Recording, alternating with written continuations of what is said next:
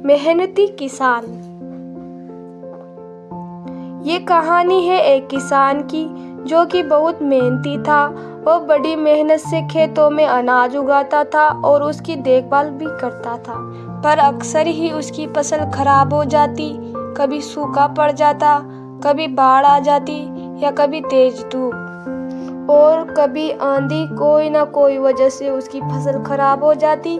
किसी पेड़ के नीचे बैठकर अपनी बर्बाद हुई फसल को देख रहा था और तभी वह गुस्से में आसमान की तरफ देखकर भगवान से कहता है कि मालिक, आपको सब बहुत मानते हैं और सबसे ज़्यादा ज्ञानी मानते हैं। कहते हैं कि आप सब जानते हैं, लेकिन मुझे ऐसा लगता है कि आपको कुछ भी नहीं पता। मुझे ये लगता है कि आपको तो ये भी पता होगा कि फसल कैसे होती है। अगर आप ये जानते होते तो हर समय जो बाढ़, आंधी और तूफान आते हैं वो कभी नहीं आते।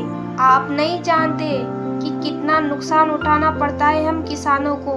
अगर मेरे हाथ में शक्ति होती कि जैसा मैं चाहूँ वैसा मौसम हो जाए, तो फिर आप देखना, मैं फसल को इतनी अच्छी तरह से उगाऊंगा। तभी ऊपर से एक आवाज आई, ले मैं तुझे ये ताकत देता हूँ कि आज से तू जैसा चाहे वैसा मौसम करके अपनी फसल को उगा सकता है और अपनी फसल की हिफाजत कर सकता है।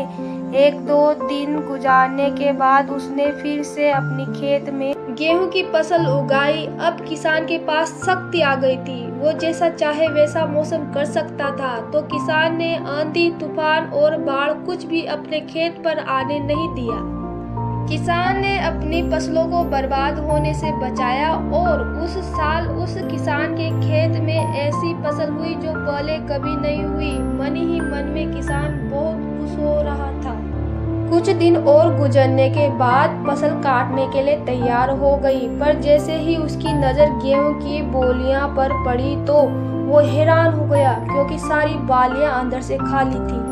वो किसान बड़ा परेशान हो गया और फिर भगवान को पुकारने लगा। तभी ऊपर से आवाज आई कि मैंने तुम्हें कोई सजा नहीं दी, बल्कि इसके जिम्मेदार तो तुम खुद हो।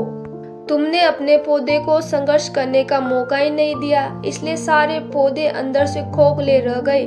जब आंधी, तूफान, तेज बारिश और धूप संघर्ष करना सिखाती है, सेम यही चीजें दोस्तों हमारे साथ भी होती हैं। इस कहानी से हमें ये सीख मिलती है कि बुरा वक्त जो होता है, जिसे लोग संघर्ष कहते हैं, यहीं से एक इंसान की तरक्की होती है। वीडियो अच्छा लगे तो लाइक करना।